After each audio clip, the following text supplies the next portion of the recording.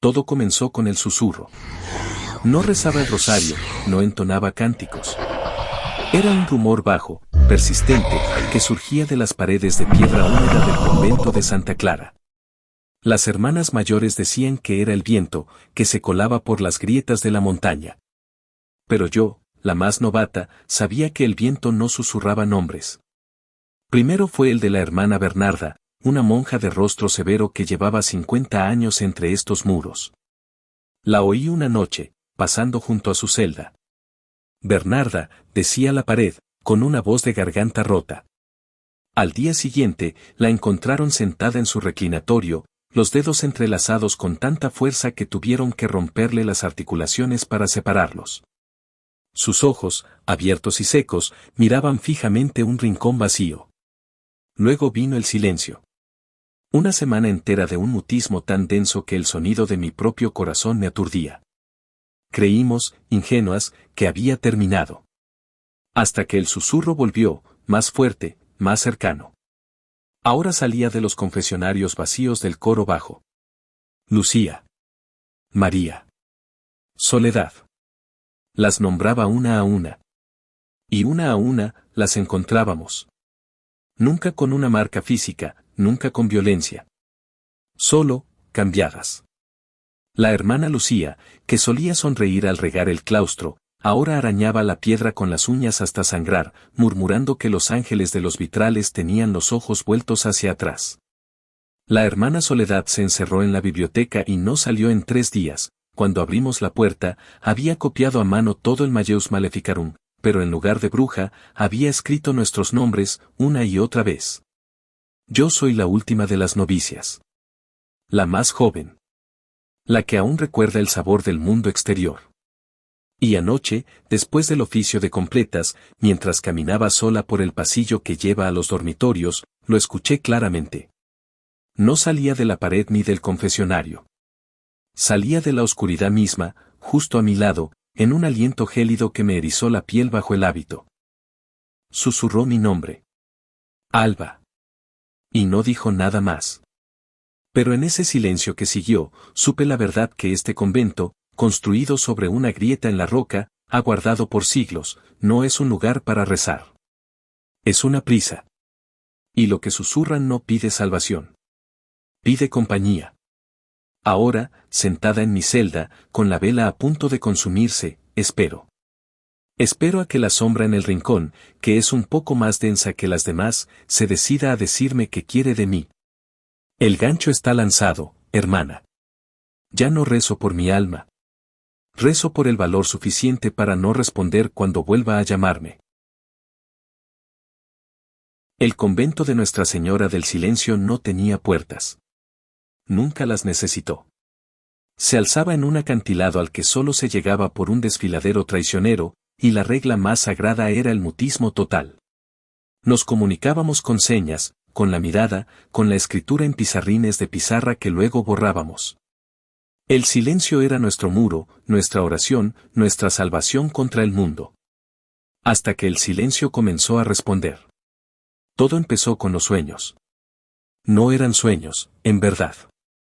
Era la misma sensación, noche tras noche, la presión de un colchón de paja que no era el mío, el frío de una celda más húmeda, el peso de un hábito ajeno.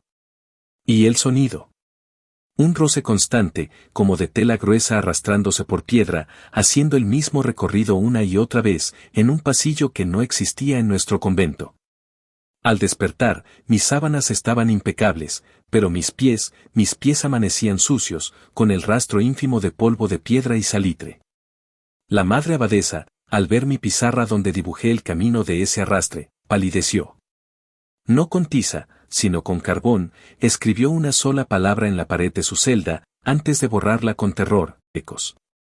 La siguiente fue la hermana Jacinta, la encargada del archivo. La encontramos de madrugada, de pie en el scriptorium, trazando con un dedo tembloroso el mismo dibujo en todos los pergaminos, un plano circular, un laberinto sin salida, con una pequeña X marcada una y otra vez. En su pizarra, garabateado una y otra vez, ellas caminan donde nosotras callamos. El horror no era lo que veíamos, sino lo que sentíamos en el silencio. Una presencia espejo, una comunidad gemela ocupando exactamente el mismo espacio que nosotras, pero desfasada, como una nota sostenida en un órgano que ya ha callado. Empecé a notarlo en los reflejos. Al pasar junto a un cristal empañado por la niebla marina, a veces, por un instante, no veía mi cara.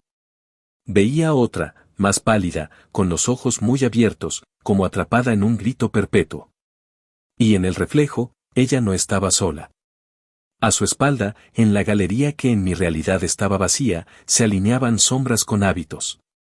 La abadesa reunió al capítulo. Por primera vez en décadas, se rompió la regla.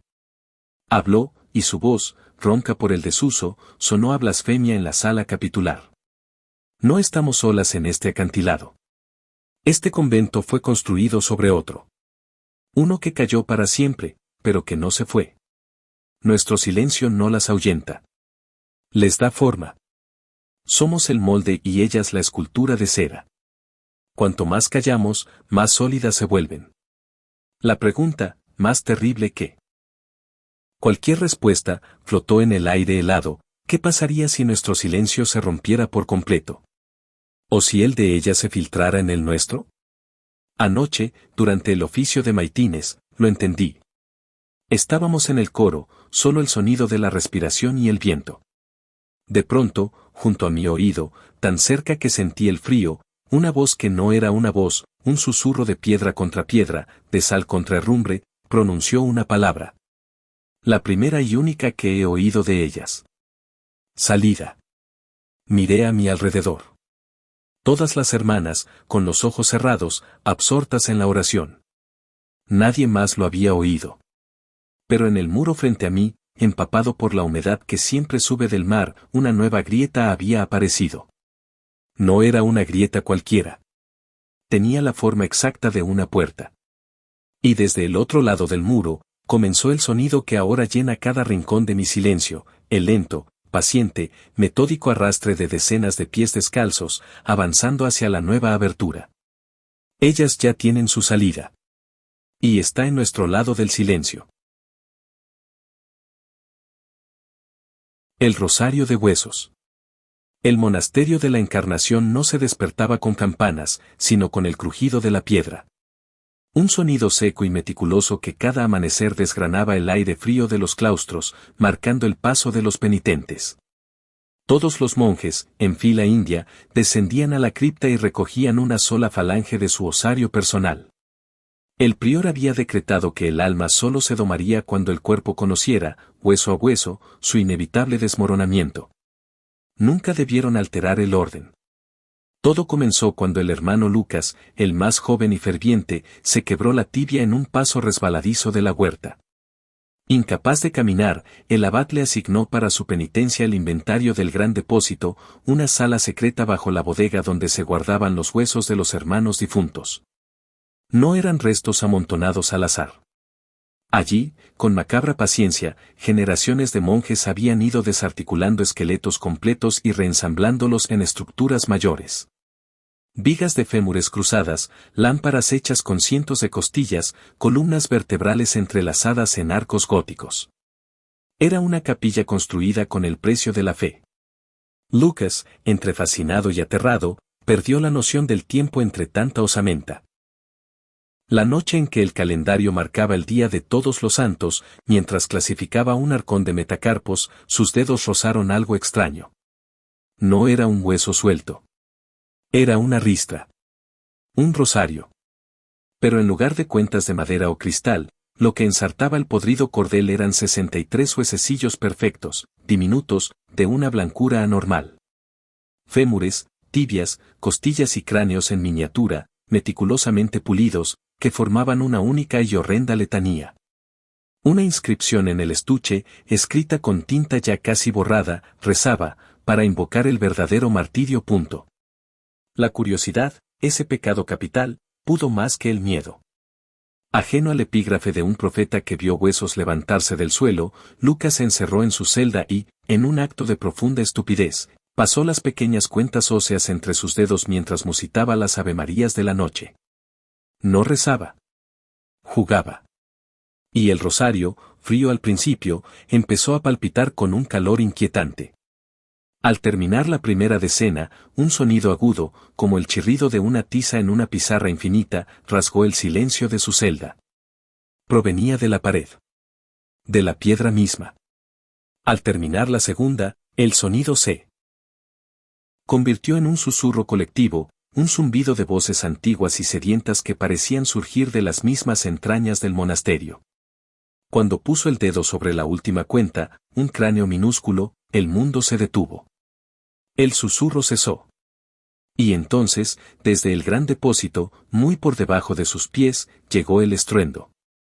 Un estrépito monumental, como si toda la capilla de hueso se hubiera derrumbado para luego reorganizarse. Lucas corrió, presa del pánico, hacia el claustro. Lo que vio allí lo paralizó. Los penitentes no marchaban. Estaban petrificados, mirando hacia las arcadas. Allí, deslizándose con una fluidez antinatural, avanzaban las formas. Los huesos del depósito habían respondido a la llamada. Pero no como montones inertes.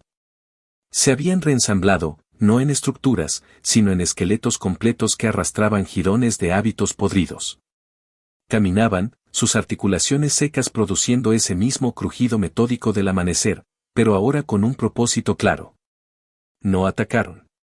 Simplemente rodearon a cada monje vivo, y con dedos de falange, comenzaron a tocar, a examinar, a recordar los contornos de un hombro, una costilla, una clavícula. El abad, lívido, comprendió antes que nadie. No nos quieren dañar, gritó con voz quebrada. Quieren sus huesos de vuelta. El rosario ha llamado a sus dueños. Fue entonces cuando los esqueletos comenzaron el trueque. No con violencia, sino con una precisión de cirujano medieval. Donde un monje tenía un número fuerte, un esqueleto con el brazo incompleto se acercaba y, con un movimiento rápido y seco, desarticulaba la coyuntura del vivo y encajaba la suya, vieja y amarillenta, en su lugar. El monje caía, gritando, mientras su propio hueso, aún fresco y sangrante, pasaba a formar parte de la armadura ósea del difunto. Era una cirugía sin anestesia, un intercambio grotesco de lo nuevo por lo viejo, de lo vivo por lo muerto. Lucas, aferrado al rosario maldito, vio cómo el caos se propagaba. Los esqueletos, cada vez más completos, más vivos, empezaban a mostrar parches de carne seca y tendones como correas de cuero en sus uniones. Sus órbitas vacías brillaban con una inteligencia feroz. El prior, con el brazo ya reemplazado por el fémur de un abad del siglo XV, logró llegar hasta él. «Rómpelo», le ordenó, su voz un silbido de agonía. Es el vínculo. Lo usaron para atarnos en vida a sus restos, y ahora reclaman la deuda. Lucas intentó arrancar el cordel, pero las diminutas cuentas óseas se habían incrustado en su piel, como garrapatas de calorías sangraba por 63 pequeñas heridas. Cada huesecillo parecía beber de él, brillando con un resplandor interior rojizo. El último sonido que Lucas oyó, antes de que un esqueleto con la cabeza de un niño mártir se plantara frente a él y alzara una mano hecha de metacarpos de inquisidor, fue el del propio prior. Ya no gritaba. Canturreaba, con la voz ronca de otro, el verso de un poeta que conocía el secreto: estos huesos te piensan todavía. Y entonces, la mano huesuda descendió, no para golpear, sino para tocar con ternura su propia mandíbula, como midiendo el encaje perfecto para un recambio. Lucas supo, con una certeza absoluta, que su castigo no sería la muerte. Sería el museo. Sería convertirse en una viga, en una lámpara, en un arco de la nueva y definitiva capilla que los muertos, al fin completos, iban a construir con los restos de los vivos. El rosario, por fin, había terminado su oración. La monja que torturaba niñas en nombre de Dios. Todo, para mí, comenzó con un sueño de servicio. Soñaba con vestir el hábito, con encontrar el silencio de Dios entre muros de piedra. Tenía 18 años cuando crucé el portón del convento de clausura en Ogollá, Argentina. Nunca imaginé que esa puerta se cerraría para convertirse en la tapa de mi propio ataúd en vida. La hermana Isabel de la Santísima Trinidad, o la Madre Superiora, como debíamos llamarla, era la encarnación de una piedad severa. Sus ojos no reflejaban misericordia, sino el frío cálculo de un carcelero. Bajo su mando, la penitencia no era un acto de contrición, sino un sistema metódico de control y dolor. La disciplina era nuestro látigo semanal. No un simple azote, sino una cuerda endurecida en cera derretida para que cortara con más fuerza. En la oscuridad de la capilla, a una orden suya, nos levantábamos los hábitos y nos golpeábamos las nalgas mientras recitábamos salmos. El sonido del cuero golpeando la carne se mezclaba con el rezo, una cacofonía sacrílega que ella dirigía como una maestra de orquesta del sufrimiento. Pero el verdadero horror era el cilicio. Una corona de alambres de púas no destinada a la cabeza, sino a apretarse alrededor del muslo. Estaba prescrito para ciertos días, pero la Madre Superiora lo ordenaba por cualquier infracción imaginaria, una mirada soberbia, un plato mal lavado, un suspiro considerado de descontento. Los alambres se clavaban hasta sacar sangre. Caminar con ese instrumento de tortura era una agonía constante, una lección física de que nuestro cuerpo era un enemigo que debía ser domeñado. El castigo más efectivo, sin embargo, era psicológico. La hermana Isabel tenía un don perverso para la culpa. Me repetía, con una calma aterradora, que yo era la causa de todas las desgracias de la comunidad. Que por mi culpa ella enfermaba, que por mis pecados otra hermana tenía un tumor. Te hicieron sentir que es mejor morirse antes que seguir viviendo y haciendo sufrir a las demás, confesaría años después otra superviviente. Ella te convencía de que merecías el dolor, de que cada latigazo era un acto de amor divino para salvar tu alma rebelde. Intenté escapar una vez. Fue un plan desesperado, trazado en los escasos momentos de soledad. Pero el convento era una fortaleza y el mundo exterior, un lugar del que me habían desvinculado por completo. Me descubrieron. Como castigo, me encerraron en una celda de castigo durante días, sin más compañía que mis propios gritos ahogados y la certeza de que Dios había girado su rostro. Allí, en la oscuridad, supe que ya no era una novicia, sino una prisionera. El aislamiento era total. El voto de silencio, que en otros lugares es una práctica espiritual, aquí era una herramienta de opresión. No podíamos comunicarnos, no podíamos consolarnos. Éramos islas de dolor en un mar de silencio impuesto. Los años se diluyeron en una monotonía gris, punzada solo por los episodios de dolor físico. 4, 7, 14 años. El tiempo perdía su significado cuando cada día era una réplica del anterior en sufrimiento. La ruptura del silencio llegó desde fuera. Alguien, una ex monja valiente que logró escapar, dio su testimonio a un medio local. Su voz, débil al principio, llegó a oídos de un fiscal llamado Federico Uriburu, quien inició una cruzada judicial sin precedentes. Una madrugada de 2016, la policía allanó el convento. Por primera vez en la historia de la orden, los muros de clausura fueron violados no por un espíritu impuro, sino por la ley. Encontraron un arsenal de devoción perversa, látigos, cilicios de distintos tamaños, mordazas. La evidencia física de nuestro infierno. Años más tarde, en 2019, la hermana Isabel de la Santísima Trinidad fue juzgada y condenada por privación ilegítima de la libertad agravada. Fue la primera monja carmelita descalza condenada en Argentina por sus acciones dentro de un convento. El peso de la ley de los hombres, por fin, había caído sobre la ley distorsionada de Dios que ella imponía. La monja que escribió cartas al demonio.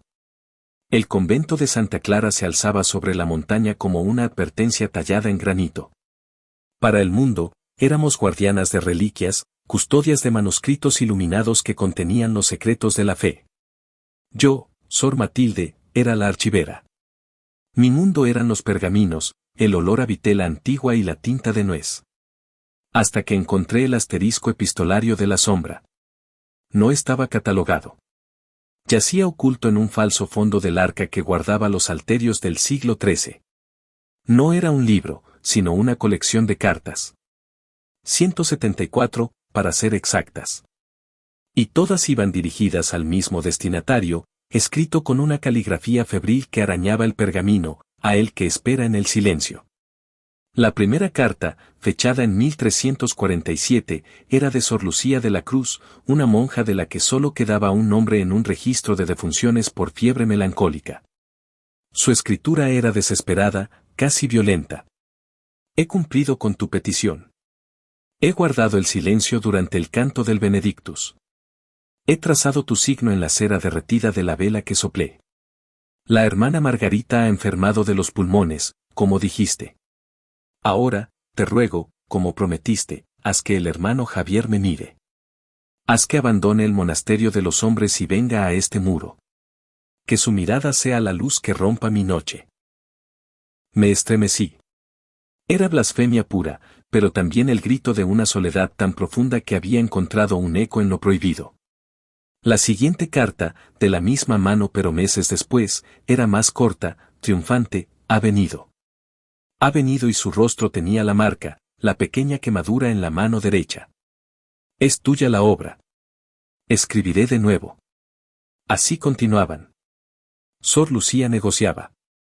Ofrecía pequeños actos de desobediencia, un paso fuera del claustro a la hora prohibida, una oración murmurada al revés, una flor arrancada de la ofrenda al altar, a cambio de favores mezquinos, la caída en desgracia de una rival, un sueño concreto, el cese de un dolor de muelas. Y el que espera en el silencio, respondía. No había cartas de respuesta en el fardo, pero los resultados, narrados con espeluznante detalle por Sor Lucía, estaban ahí. Funcionaba. La última carta de Sor Lucía no estaba escrita con tinta. Era una mancha marrón, oscura, que al acercar la vela revelaba la textura granular de la sangre seca. Solo decía: el precio final es la voz. Te la doy. Ahora, déjame oír la suya aunque sea una última vez.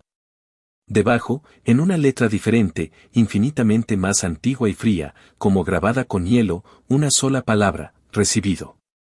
Una náusea sagrada me invadió. Este no era un grimorio de magia negra. Era algo peor, un manual de uso. Un diario que demostraba que el canal existía, que estaba abierto, y que la moneda de cambio no eran almas grandiosas, sino las pequeñas renuncias, las mezquindades cotidianas, los silencios cómplices. Y entonces, en la soledad opresiva del archivo, con el peso del voto de obediencia ahogándome y el recuerdo del desprecio de la Madre Superiora por mi curiosidad malsana, lo pensé. No era un pensamiento completo, solo una semilla negra, ¿y sí? La pluma temblaba en mi mano. El papel en blanco, un pecado; usar un papel nuevo, no pergamino, era un abismo. No escribí un saludo. No me atreví a poner su nombre. Solo tracé, con la tinta más negra que tenía, la pregunta que me carcomía. ¿Puede el silencio de una mujer acallar la verdad que gritan los hombres? Coloqué el papel en el fondo del arca, sobre el epistolario. Al día siguiente, había desaparecido. En su lugar, había un pétalo seco de rosa negra, de una variedad que no crecía en nuestros jardines. Y junto a él, una respuesta. No en papel, sino en la realidad. El padre Gregorio, el confesor de la comunidad, un hombre de sermones interminables y certezas absolutas, amaneció afónico. No una ronquera, sino una mudez total y médicamente inexplicable. Sus labios se movían, pero solo salía un susurro de aire. La verdad que él gritaba desde el púlpito, sobre la sumisión, la ignorancia como virtud, la culpa innata, había sido acallada. El terror y la euforia me electrizaron. Había funcionado. El canal estaba activo. Y él entendía la economía de los deseos femeninos, no pedía grandiosas apostasías, solo pequeñas traiciones. La segunda carta fue más atrevida. La hermana Agustina propaga rumores sobre mí. Que mis visiones son histeria, que mis lecturas son soberbia. Que su lengua se enrolle en su propia mentira. Agustina, la maestra de novicias, fue encontrada a la mañana siguiente con la lengua literalmente enrollada hacia atrás en su garganta, ahogándose con su propio órgano. Sobrevivió, pero nunca volvió a hablar. Solo emitía un sonido, el crujido de un pergamino siendo apretado. Yo era el instrumento. Él era el poder. Y el convento, mi campo de pruebas. Las cartas se volvieron mi verdadero oficio divino. Pidió cosas a cambio, claro.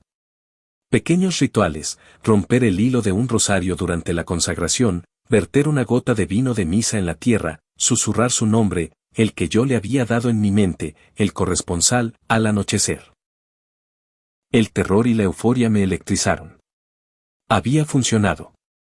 El canal estaba activo. Y él entendía la economía de los deseos femeninos, no pedía grandiosas apostasías, solo pequeñas traiciones. La segunda carta fue más atrevida. La hermana Agustina propaga rumores sobre mí. Que mis visiones son histeria, que mis lecturas son soberbia. Que su lengua se enrolle en su propia mentira. Agustina, la maestra de novicias, fue encontrada a la mañana siguiente con la lengua literalmente enrollada hacia atrás en su garganta, ahogándose con su propio órgano. Sobrevivió, pero nunca volvió a hablar. Solo emitía un sonido, el crujido de un pergamino siendo apretado. Yo era el instrumento. Él era el poder. Y el convento, mi campo de pruebas. Las cartas se volvieron mi verdadero oficio divino. Pidió cosas a cambio, claro. Pequeños rituales, romper el hilo de un rosario durante la consagración, verter una gota de vino de misa en la tierra, susurrar su nombre, el que yo le había dado en mi mente, el corresponsal, al anochecer. Peajes insignificantes para el milagro perverso que obraba. La Madre Superiora, intrigada por los acontecimientos extraños pero incapaz de encontrar una causa, me convocó. Sor Matilde, dijo, sus ojos escrutándome como gusanos, se rumorea que tienes visiones. Que quizás el demonio te tienta con dones de conocimiento. Su tono era de envidia disfrazada de preocupación. Esa noche, escribí mi carta más corta, su sospecha es un yugo. Que su curiosidad encuentre otro objeto. Al día siguiente, un manuscrito iluminado de valor incalculable, su favorito, el libro de horas de la reina Leonor, desapareció de su celda. Apareció horas después en el retrete común, sumergido en la letrina, sus miniaturas divinas profanadas. Su investigación obsesiva por encontrar al culpable la consumió durante meses, alejando su atención de mí por completo. Me había convertido en una diosa diminuta y vengativa, tejiendo el destino de mi pequeño mundo desde la oscuridad del archivo. Hasta que llegó la carta número 175. No la escribí yo. La encontré una mañana, sobre mi escritorio. El papel era de una piel finísima, translúcida y cálida al tacto, como piel humana curtida. La letra era la misma de aquella gélida palabra, recibido. En la carta manchada de sangre de Sor Lucía. Decía, querida corresponsal, tu prosa es encantadora. Tu economía, admirable. Has pagado cada favor con la moneda exacta. Pero los contratos eternos requieren un pago final. No pido tu alma. Es un concepto abstruso. Pido la fuente. La próxima carta no la escribirás tú. La dictarás. A una novicia joven, de mano pura y corazón blando. Enséñale el camino. Iníciala en nuestro intercambio. Conviérteme en su tradición. Firma, tu siempre atento corresponsal en el silencio. La pluma se me cayó de los dedos, que quedaron entumecidos. Miré hacia la puerta del archivo. Al otro lado, en el claustro, cantaba Sor Ana, la novicia más joven, de 17 años, que me traía a veces tazas de té y me miraba con una devoción que yo achacaba a su amor por los libros. Tenía una letra hermosa, redonda, inocente. El verdadero horror no era la amenaza, sino la propuesta. No quería destruirme. Quería que fundara una orden dentro de la orden. Que convirtiera mi pecado personal en una herencia. Que la cadena de cartas no se rompiera. Que yo me convirtiera en la nueva Sor Lucía, no como víctima, sino como maestra. El demonio no quería adoradores fanáticos, quería archivistas, curators de su lenta y meticulosa infiltración en el mundo. Ahora estoy aquí, con esta carta de piel ante mí, y el sonido de los pasos ligeros de Sor Ana acercándose por el pasillo. Trae mi té.